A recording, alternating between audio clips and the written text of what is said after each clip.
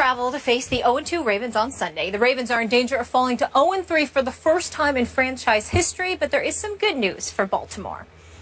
Andy Dalton has struggled in his career against divisional opponents, and no team has more interceptions against Dalton than the Ravens. He is only 11-13 career against the AFC North, while going 31-10-1 against the rest of the NFL. Stephen A., who wins, Bengals or Ravens?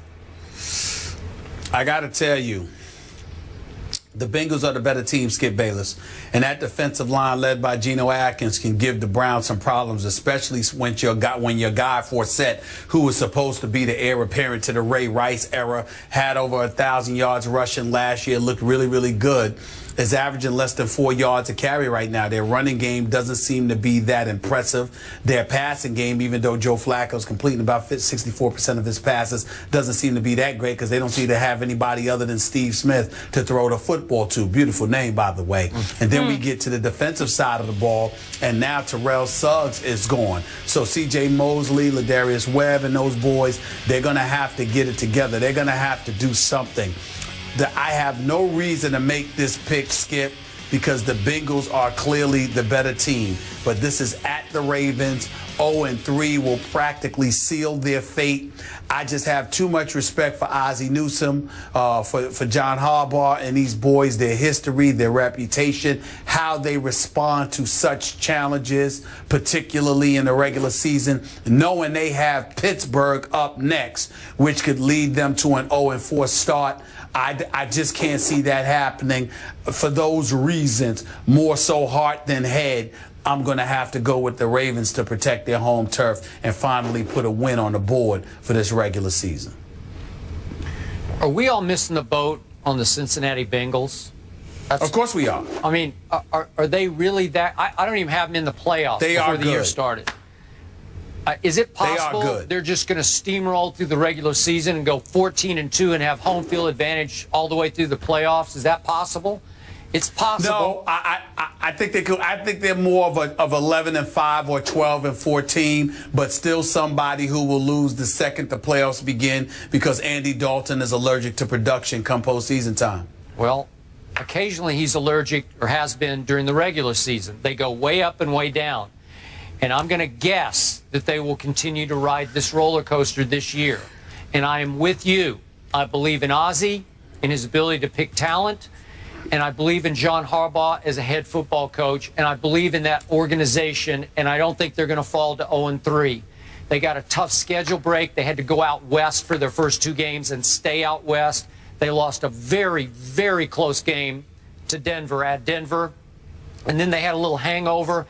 And they didn't quite get ready enough for an Oakland Raider team that I said before the year is very dangerous and is going to win some games it shouldn't. And that was one of them, barely. What was it, 37-33? I think they go home and say no to a division rival. I think it'll be close, your basic North headbanger game. But I think in the end that the home standing now Ravens, I think they'll win this game 24-21. I'm with you. I will tell you this with Giovanni Bernard and the way that he's been playing along with Jeremy Hill, more so Bernard than Hill. They've got the 4th-ranked rushing attack in the NFL right now. And Andy Dalton, I'm not going to sit there and completely excoriate him. He's no scrub. He's completing about 68% of his passes, Skip. He hasn't thrown an interception yet, and his quarterback rate is like 120. I got to give respect where respect is due and say that Andy Dalton is playing some pretty damn good football, and Hugh Jackson must be doing a good job with him. But being in Baltimore, knowing how desperate they are, it's going to be a playoff caliber atmosphere up there this week.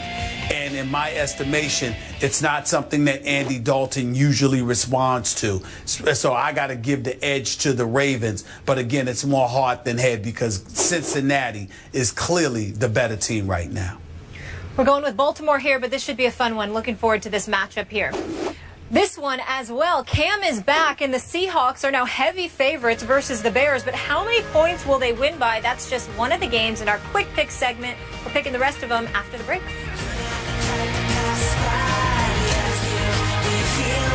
Time for NFL Week 3 quick takes. Let's get right to it, guys. Bears travel to face the Seahawks. Still uncertain if Cam Chancellor will play.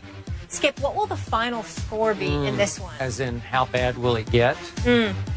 Stephen A., I feel like it's unfair and unrealistic for people to leap to the conclusion that Cam Chancellor, just by presence alone, will be the savior of this football team.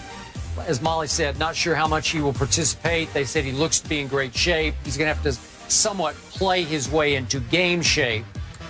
But I look at what the Bears are bringing to that outdoor asylum, the 12s, as they say.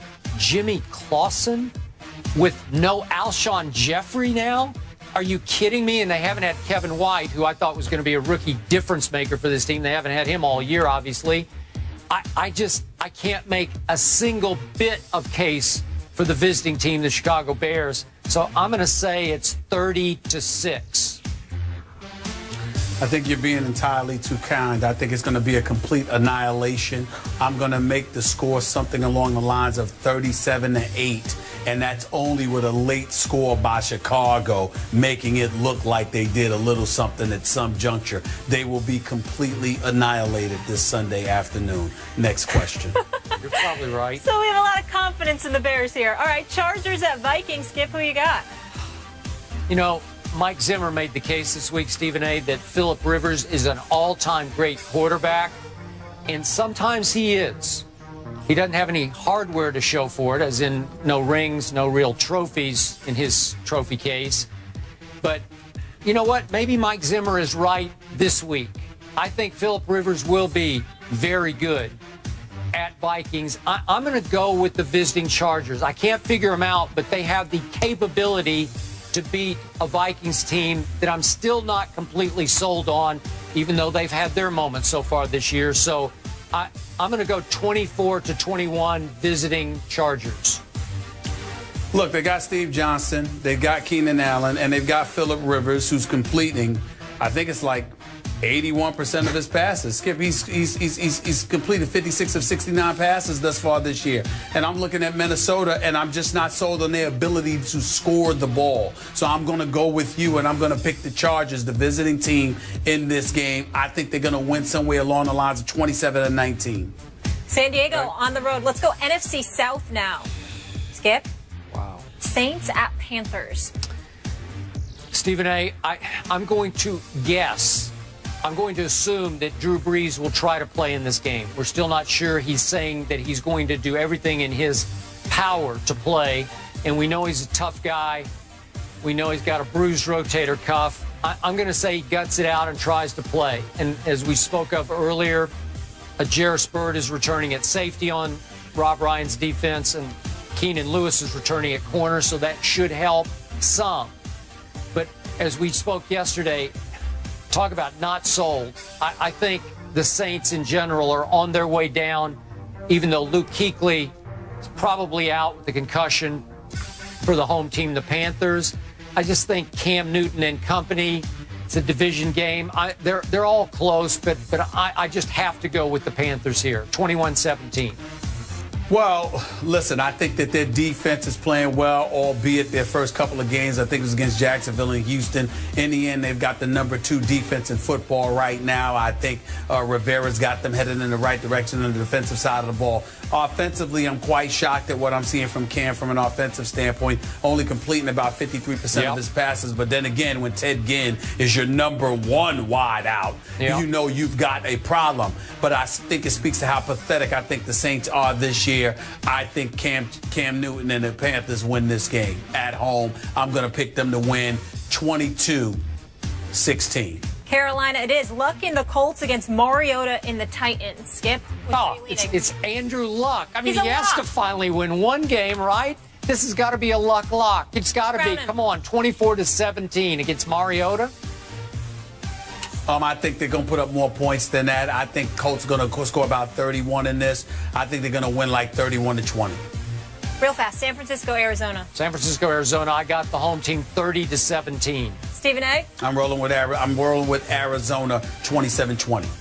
All right. I love it. Looking forward to this week. I feel like we're going to know a lot more after week 3. I hope so. You guys with me? Stephen A. Stay out of that traffic. I'm Stay good. safe there in NYC. Y'all enjoy y'all weekend. All right. Have a great weekend. Thanks for being with us.